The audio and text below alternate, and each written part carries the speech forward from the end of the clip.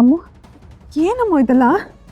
ಅಮ್ಮ ಬೇರೆ ಏನೋ ಟೆನ್ಷನ್ ಇರ್ಬೋದು, ನೀವೇನು ಗಾಬರಿ ಆಗ್ಬಿಡಿ, ನಾನೇ ಹೋಗಿ ನೋಡ್ತೀನಿ.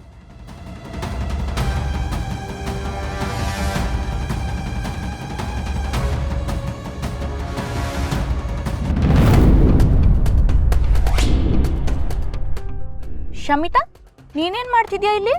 ಏಯ್, ಆದಿಯಲ್ಲೇ? ಯಾವಾಗ ನೋಡಿದ್ರು ಆದಿಯಲ್ಲಿ ಅಂತ ನನ್ನೇ ಕೇಳ್ತೀಯಲ್ಲ. ನಾನು ಅವತ್ತೇ ಹೇಳ್ದೆ ತಾನೆ ಅವನನ್ನ ನನ್ನ ಬ್ಯಾಗಲ್ಲಿ ಇಟ್ಕೊಂಡು ಓಡಾಡಲ್ಲ ಅಂತ. ನೋಡು, ಅತಿಯಾಗಿ ಆಡ್ಬೇಡ. ಆದಿಯಲ್ಲಿ ಅಂತ ಹೇಳು. ಆ ದಿನ ನಿಮ್ಮನೇಲೇ ಬಚ್ಚಿಟ್ಕೊಂಡು ಇವಾಗ ಏನು ಗೊತ್ತಿಲ್ಲದೆ ಇರೋ ಥರ ನನಗೆ ಕೇಳ್ತೀಯಾ? What non sense! ಅದು ಕರೆಣ. ನಮ್ಮ ಆದಿ ಅನ್ನೋರ್ನ ಇವ್ರ ಮನೆಯೊಳಗೆ ಕೂಡ್ ಹಾಕೊಂಡು ಈಗ ಏನೆಲ್ಲ ಮಾತಾಡ್ಲಿಕ್ಕಿತ್ತಾರ ನೋಡ್ರಿ. ಏಯ್, ಆದಿ ಯಾಕೆ ನಮ್ಮನೇಲಿ ಇರ್ತಾನೆ? ಅಷ್ಟಕ್ಕೂ ನಮ್ಮನೇಲಿ ಇದ್ದಿದ್ರೆ ನಾನ್ ಯಾಕೆ ಇಲ್ಲಿಗೆ ಬರ್ತಿದ್ದೆ? ಅದಲ್ಲ, ಇವ್ರು ಯಾಕೆ ಇಷ್ಟು ಕನ್ಫ್ಯೂಸ್ ಮಾಡ್ಕೋತಾ ಇದಾರೆ ಅಂತ ನಂಗೆ ಅರ್ಥನೇ ಆಗ್ತಿಲ್ಲ. ಈಗ ಆದಿ ಇಲ್ಲಿಲ್ಲ, ಲಕ್ಷ್ಮಿ ಬ್ಯಾಗಲ್ಲೂ ಇಲ್ಲ, ಅವ್ರ ಮನೆಯಲ್ಲೂ ಇಲ್ಲ, ಮತ್ತೆ ಆದಿ ಎಲ್ಲಿಗೆ ಹೋದ? ಅದ ಮತ್ತ ಈಗ ಇವರು ಆದಿ ನೋಡ್ಕೊಂಡು ಬಂದಂಗೆ ಆದಿ ಯಾಕೆ ಇವ್ರನ್ನ ಹುಡ್ಕೊಂಡು ಹೋಗಿರ್ಬಾರ್ದು? ಹೋದ್ರು ಹೋಗಿರ್ಬೋದ್ರಿ ಗೌಡ್ರ. ನಾನ್ ಏನೋ ಕೇಳಿದ್ರೆ ನೀನ್ ಅದಕ್ಕೆ ಇನ್ನೇನೋ ಹೇಳಿ ನನ್ನನ್ನೇ ಕನ್ಫ್ಯೂಸ್ ಮಾಡ್ತಿದ್ಯಾ. ಇರು, ನಾನೇ ಅದಕ್ಕೆ ಕಾಲ್ ಮಾಡ್ತೀನಿ.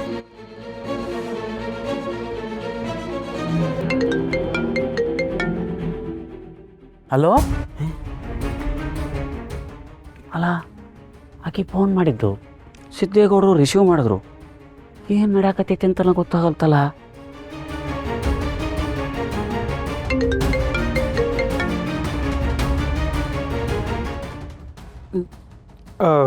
ಹಲೋ ಶಮಿತಾ, ಹೇಳು.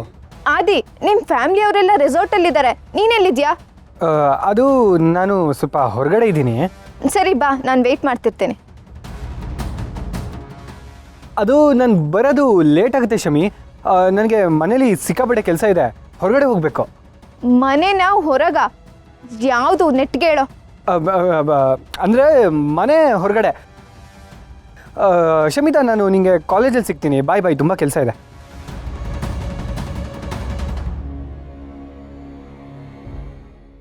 ನಾಳೆ ಸಿಗು, ಮಾಡ್ತೀನಿ ನಿನಗೆ. ಅಬ್ಬಬ್ಬಬ್ಬಬ್ಬಬ್ಬಬ್ಬ, ಏನೇ ನೀನು ಅಳಿಯ, ಏನೇ ಅವ್ರು ಮಾತಾಡಿದ ರೀತಿ. ಶೋ ದೇವ್ರೆ, ನನ್ನ ಕಿವಿನ ನಾನೇ ನಂಬೋಕ್ಕಾಗ್ಲಿಲ್ವಲ್ಲೇ.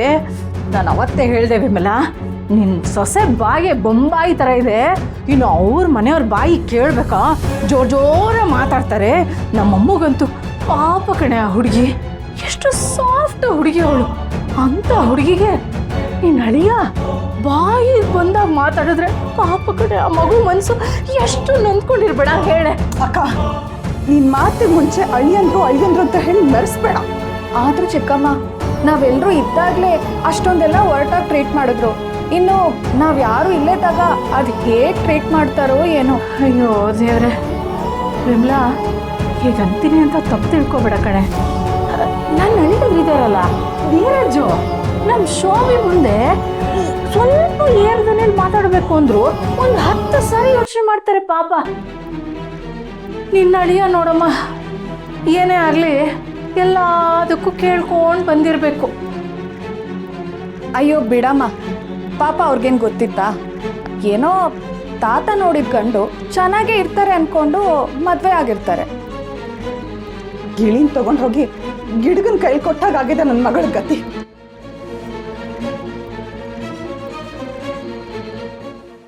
ಲಕ್ಷ್ಮಿ, ಬಾ.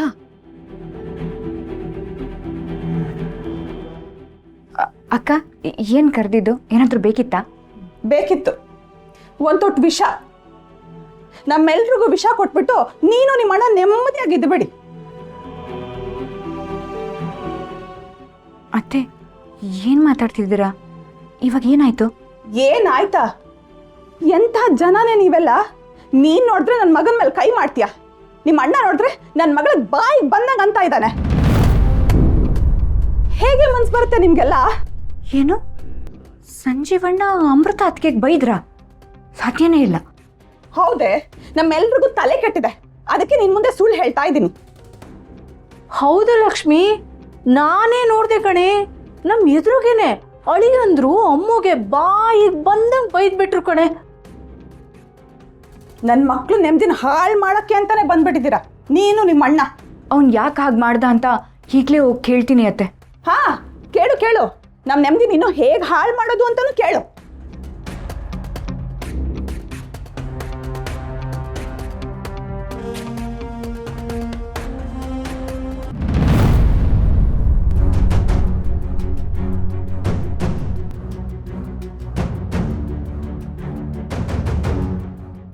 ಸಂಜೀವ್ ಅವರೇ, ಯಾಕೆ ಹೀಗೆ ಆಡ್ತಾ ಇದ್ದೀರಿ? ನನಗೆ ಸರಿ ಅಂತ ತೋಚದ ಹಾಗೆ ನಾನು ಮಾಡಿದೆ. ಅದು ಬೇರೆಯವ್ರಿಗೆ ತಪ್ಪಾಗಿ ಕಾಣ್ಬೋದು, ಕಾಣಲಿ. ನೋಡಿ, ಗಂಡ ಹೆಂಡತಿ ಸಂಬಂಧನ ಬರೀ ಒಂದು ಕಾಂಪಿಟೇಟಿವ್ ಸ್ತರಕ್ಕೆ ಇಳಿಸೋದಲ್ಲ. ನನ್ನ ವರ್ತನೆಯಿಂದ ಏನಾಗ್ಬೋದು ಅನ್ನೋದು ನನಗೆ ಚೆನ್ನಾಗಿ ಗೊತ್ತಿದೆ ಜಯಂತವ್ರೆ. ನೀವು ನನಗೆ ಪಾಠ ಮಾಡೋದೇನು ಬೇಕಾಗಿಲ್ಲ. ಸಂಜೀವ್ ಅವರೇ, ನಿಮ್ಗೆ ಅಮೃತ ಅವ್ರು ಇಷ್ಟ ಇಲ್ಲ ಅಂದರೆ ಇಷ್ಟ ಇಲ್ಲ ಅಂತ ಹೇಳಿ. ಅಥವಾ ಮದುವೆ ಇಷ್ಟ ಇಲ್ಲದೆ ಆದ್ರೂ ಹೆಂಡತಿನ ಉಳಿಸ್ಕೊಂಡು ಖುಷಿಯಾಗಿರೋದನ್ನ ನೋಡಿ. ಆದರೆ ನೀವು ಇವಾಗ ತೊಗೊಂಡಿರೋ ಡೆಸಿಷನ್ ಯಾವ ಹುಡುಗಿಗೂ ಇಷ್ಟ ಆಗಲ್ಲ. ಯಾರೋ ನನ್ನನ್ನು ಇಷ್ಟಪಡ್ತಾರೆ ಅಥವಾ ನಾನು ಯಾರನ್ನು ಒಪ್ಪಿಸ್ಬೇಕು ಅನ್ನೋ ಸ್ಥಿತಿಲಿ ನಾನಿಲ್ಲ. ನಮಗೆ ಗೊತ್ತಿದೆ ನೀವಿಬ್ಬರು ಈಗ ಡಿವೋರ್ಸ್ ಹಂತಕ್ಕೆ ಬಂದಿದ್ದೀರಿ ಅಂತ ನಮಗೆ ಗೊತ್ತಿದೆ. ಆದರೆ ಈ ವಿಷಯ ನಿಮ್ಮ ಫ್ಯಾಮಿಲಿಗೆ ಗೊತ್ತಾದರೆ ಏನಾಗುತ್ತೆ ಅಂತ ಯೋಚನೆ ಮಾಡಿದ್ದೀರಾ? ನೋಡಿ, ನೀವು ಬರೀ ಡಿವೋರ್ಸ್ ಅಪ್ಲಿಕೇಶನ್ನ ತೊಗೊಂಡಿದ್ದೀರಾ, ಇನ್ನೂ ಅಪ್ಲೈಯೇ ಮಾಡಿಲ್ಲ. ದಯವಿಟ್ಟು ಮಾಡಬೇಡಿ. ಅಮೃತ ಅವ್ರ ಜೊತೆ ಒಳ್ಳೆ ಜೀವನನ ಕಟ್ಕೊಳ್ಳಿ. ನಾನು ಇಲ್ಲಿವರೆಗೂ ಕಟ್ಟಿರೋದಷ್ಟೇ ನನ್ನ ಜೀವನ ಅಂತ ಅನ್ನಿಸ್ತಾ ಇದೆ. ಸಂಜೀವ್ ಇನ್ನೂ ಕಾಲ ಮಿಂಚಿಲ್ಲ. ಮತ್ತೆ ಒಂದ್ಸಲಿ ಯೋಚನೆ ಮಾಡಿ. ನಾ ಹೇಳ ಅಣ್ಣ,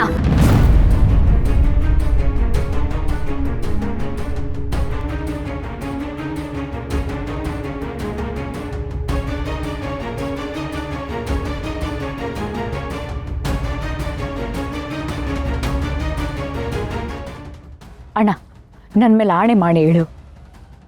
ಅತ್ತಿಗೆಗೆ ಎಲ್ಲರ ಮುಂದೆ ಬೈದಂತೆ, ಹೌದಾ? ಲಕ್ಕಿ, ಎಲ್ಲರೂ ಏನು ನೋಡಿದ್ರು, ನೀನೇನು ಕೇಳಿದೆ, ಎಲ್ಲದಕ್ಕೂ ಬೇರೆದೇ ಕಾರಣ ಇದೆ. ನಾನು ನಿಂಗೆ ನಿಧಾನ. ನನಗದೆಲ್ಲ ಬೇಡ. ನೀನು ಅತ್ತಿಗೆಗೆ ಎಲ್ಲರ ಮುಂದೆ ಅವಮಾನ ಮಾಡಿದಂತೆ, ಹೌದಾ? ಲಕ್ಕಿ, ನಾನು ನಿಂಗೆ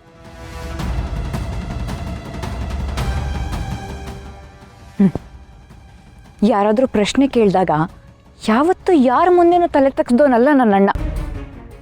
ಯಾಕಂದರೆ ಅವನ ಹತ್ರ ಉತ್ತರ ಇರ್ತಾ ಇತ್ತು. ಇವತ್ತು ನಾನು ಕೇಳಿದ ಪ್ರಶ್ನೆಗೆ ನೀನು ತಲೆ ತಗ್ಗಿಸ್ತಾ ಇದೀಯ ಅಂದರೆ ನನಗೆ ನಂಬಕ್ಕೆ ಆಗ್ತಿಲ್ಲ ಅಣ್ಣ.